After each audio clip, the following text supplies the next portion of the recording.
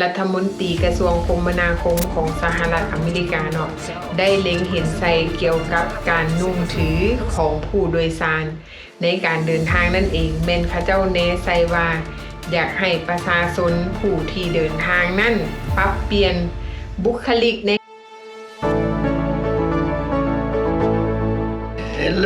Hello สบายดีทุกคนสบายดีแม่บ้านสบายดีอุ่นสบายดี FC ทางภายในและต่างประเทศของพี่น้องเป็นแนวได้อากาศ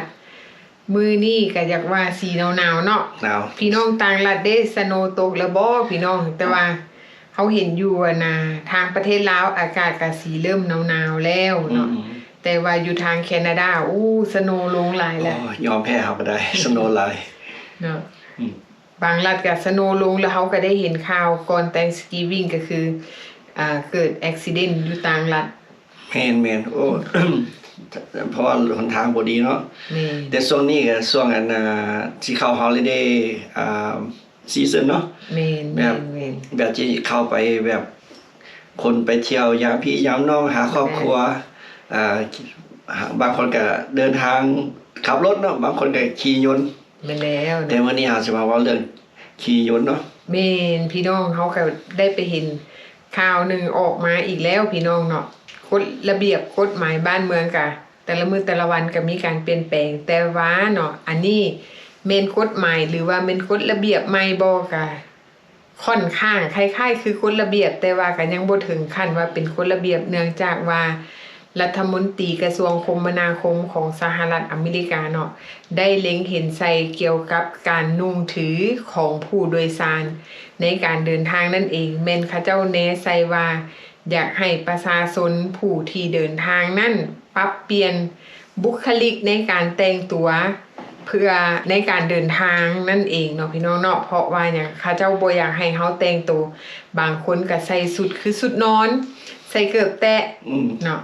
ตามที่เขาเบิ่งนี่สุดนอนแท้เลย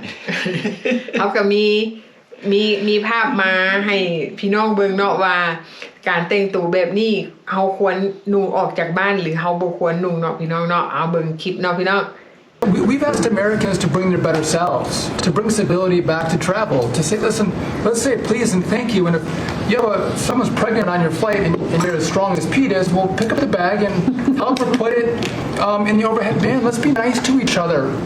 is what we've asked. Maybe not wear pajamas or slippers on the airplane.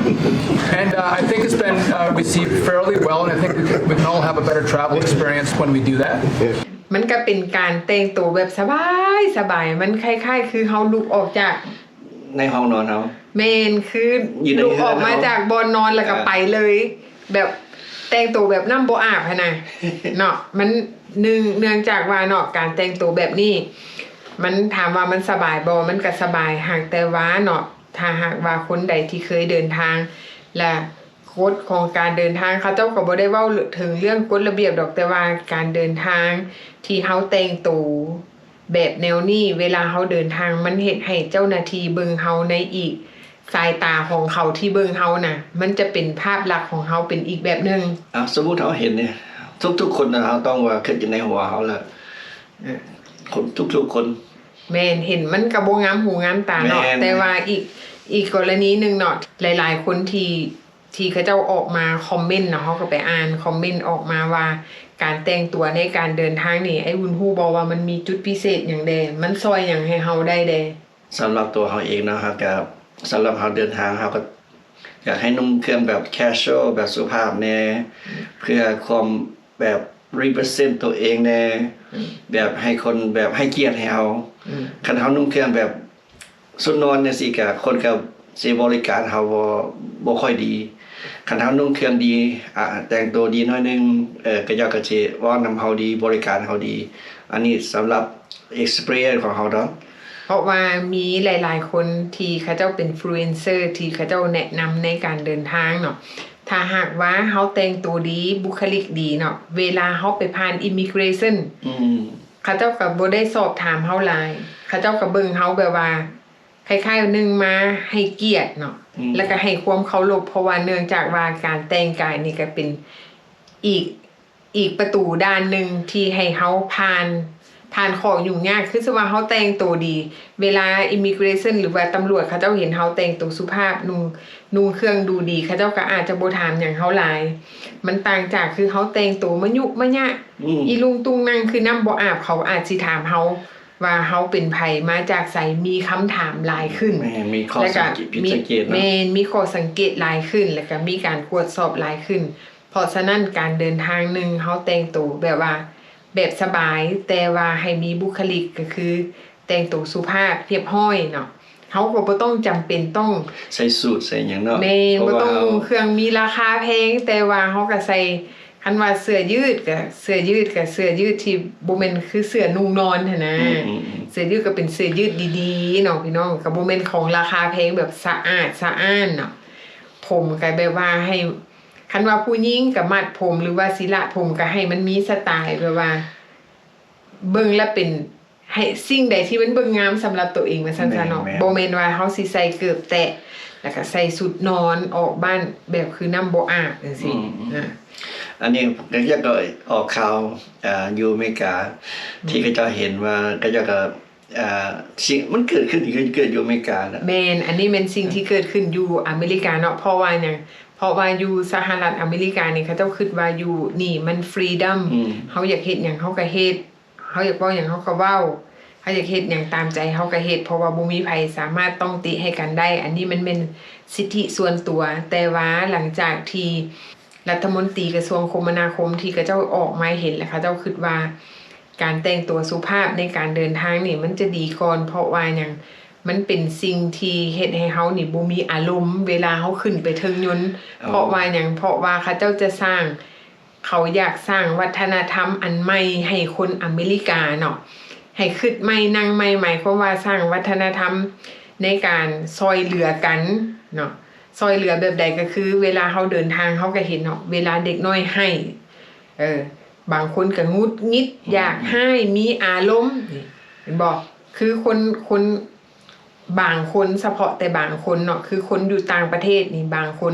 เขาบ่สามารถควบคุมอารมณ์ของเขาเองได้เขาสิเกิดอารมณ์หงุดหงิดแล้วก็เป็นคนที่แบบว่ามักจมมักคอมเพลนเพราะว่าอย่างติดนิสัยบริการพวกนี้เขาคิดว่าโอ้ซื้อปียนต์ราคาเท่ากันล่ะข่อยอยากเฮ็ดหยังข่อยก็เฮ็ดข่อยบ่พอใจข่อยก็เว้าออกมาโลดว่าข่อยบ่พอใจเนาะก็คือเขาเจ้าอยากสร้างวัฒนธรรมอันใหม่ให้แก่คนเดินทางให้มีน้ำใจหลายขึ้นเนื่องจากว่าทุกมื้อนี้คนที่อยู่เมืองนอกที่อาศัยอยู่สหรัฐอเมริกาขาดน้ำใจในการซอยเหลือซึ่งกันและกันคือเขาขึ้นยนต์เนาะเขามีกระเป๋า carry on คือเขาเป็นผู้หญิงตัวน้อยๆเขาสิเอากระเป๋า carry on เอาใส่ถึง cabin เนาะเขาตัวเตี้ยสิเขายื้อบ่ถึงคันเขาบ่ถามเขาก็บ่ซอยได้พวกนี้นะบ่คือเฮาคนลาวเฮาคนเอเชียเฮาเห็นผู้เฒ่าเห็นเด็กน้อยเห็นแม่มารเฮามีน้ำใจให้แต่ว่าคนจำพวกนี้บางคนเนาะบางคนเฮาบ่ได้เว้ารวมเนาะบางคนเขาบ่มีน้ำใจเขาบ่ซอย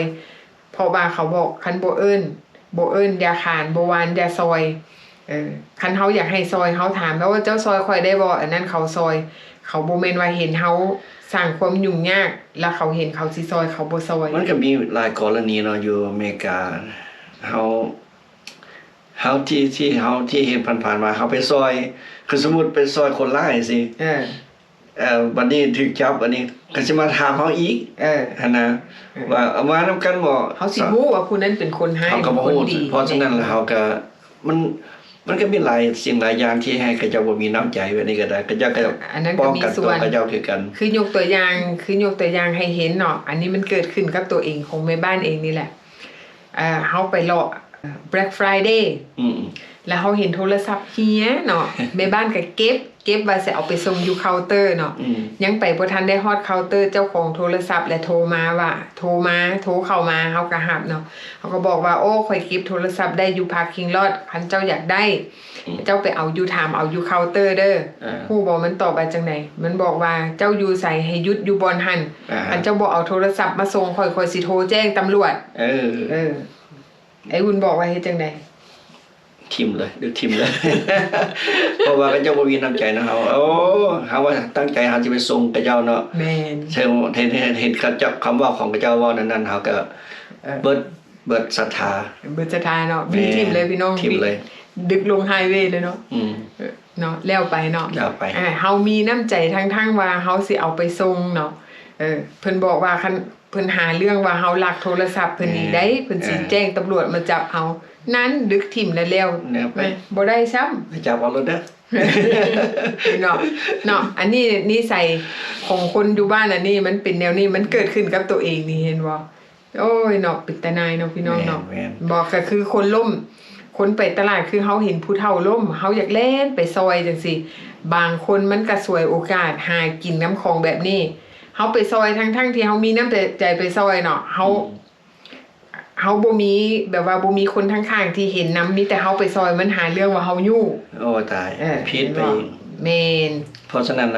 เฮาก็ตอนเฮาขี่ยนต์เฮาก็มีปัญหาเห็นปัญหาหลายสิ่งหลายอย่างเกี่ยวกับบ่งนั่งบ่เพราะฉะนั้นเฮาก็ต้องได้ทำใจเนาะไปขึ้นยนต์หลายๆคนบางก็จะเอาบ่นั่งเทิงจังซี่นะ แม่นเอาขึ้นเอาลง ขึ้นเอาลง แม่นบางคนก็มีอารมณ์ แม่น เฮาอันนี้เฮาเดินทางกับคน อันนี้มันเป็นของสาธารณะว่าซั่นๆมันเป็นของ public เฮาก็ต้องได้ทำใจ ในการเดินทางเฮาต้องมีความอดทนแล้วก็มีน้ำใจซอยซึ่งกันและกันคือแต่ว่าคนขึ้นยนต์เฮาก็เห็นข่าวหลายๆข่าวที่ออกมาเนาะคนตีกันอยู่เทิงยนต์เห็นเด็กน้อยให้เด็กน้อยแอวงุดงิดอยากให้เนาะพิษกันอยู่เทิงยนต์ตีกันข่าวนี้ก็มีมาเรื่อยๆเพราะฉะนั้นแหละรัฐมนตรีกระทรวงคมนาคมเขาเจ้าได้เล็งเห็นสภาพแบบนี้เขาก็เลยอยากสร้าง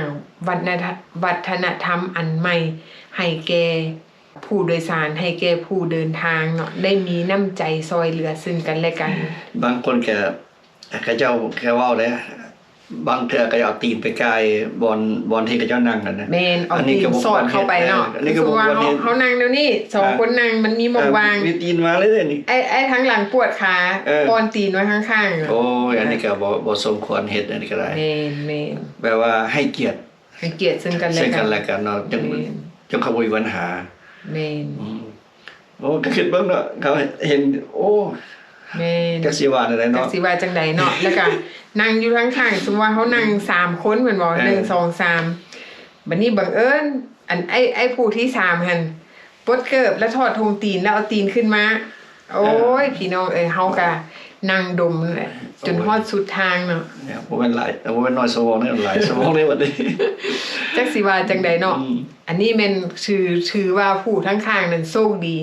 ที่ได้นั่งใกล้เฮา2คนที่มีความอดทน แม่นะครับก็ให้ให้เกียรติ ให้เกียรติ ซึ่งกันและกันเนาะ แม่น ขึ้นใส่ใจเพิ่นใจเฮา แม่นเฮาก็ได้อด แม่นแบบใดเฮาบ่มักเฮาก็บ่ต้องเฮ็ดผู้อื่นก็สิบ่มักคือกับเฮาที่เฮาบ่มัก แม่น เพราะฉะนั้นเฮาก็ต้องเลยปรับตัว ได้ปรับตัวเนาะคือเฮาเดินทางนี่เฮาก็ได้เลือกไฟล์ได้เนาะพี่น้องคือสมมุติว่าเฮาไปไฟล์ที่แบบว่า ไปทางแขก โอ้ อันนี้เฮาก็ต้องได้ทำใจ1อาหาร2มากินโต แม่ เนาะ น บ่จักกินเพิ่นกินโตเนาะผสมใส่กันเนาะพี่น้อง อันนี้ก็ต้องได้ทำใจ และอีกอย่างหนึ่งเวลาขึ้นยนต์เนาะคือแม่บ้านนี่คันขึ้นยนต์คันสิดมยาดมเฮาก็ย่านคนข้างๆเหม็น จะกินอยู่แล้ว เฮาก็ได้อดเอาอยากดมเฮาก็บ่ได้ดมเนาะพี่น้องเพราะว่าอย่างบางเทื่อเฮานั่งยนต์หลายชั่วโมงเฮาเมื่อยคือคนเอเชียเฮาติดยาดมเนาะเบิ่งหน้าตาก็ยังหนุ่มหักแต่ว่าเอากินผู้เฒ่ามานำจังซี่โอ้ยก็บ่ได้เนาะ เพราะว่าคนต่างชาติคือว่าคนขาวสิก็จะบ่ลึงกินแบบคนเอเชียแบบยาของเอเชียเฮานะก็จะก็หน้าบิดหน้าเบี้ยวเลย แม่ ถึงแม้ก็จะบ่เว้าแต่ว่า มันแสดงออก แสดงออก ทางหน้าตา เนี่ยแม่นแล้ว และอีกอย่างหนึ่งเวลาเขาเดินทางเขากับพ่อทั้งผู้เฒ่าพ่อทั้งคนเหม็นแล้วก็พ่อทั้งเด็กน้อยให้เนาะ ถึงน้ำความใส่อีกเทื่อนึง แม่นถึงน้ำความใส่พร้อมเนาะ อุ้ยตายก็เฮาก็ได้ทำใจที่ให้ก็อยากให้อยู่แต่ว่าเฮาก็บ่ได้อดเอา แม่นเพราะว่าสาวนั้นเรามีลูกน้อยเนาะ แม่น ลูกเราก็ดิ้นไปดิ้นมาก็น้ำความใส่อุ่น แม่น ก็ถือแต่ว่าเขาใจดี แม่น เนาะโชคดีถือคนใจดีแล้วก็แล้วไปเนาะพี่น้องเขาก็บ่ถือซากัน และซ้ำบ่นำเขาก็ยังได้เอาลูกซอยเราอีก แม่นได้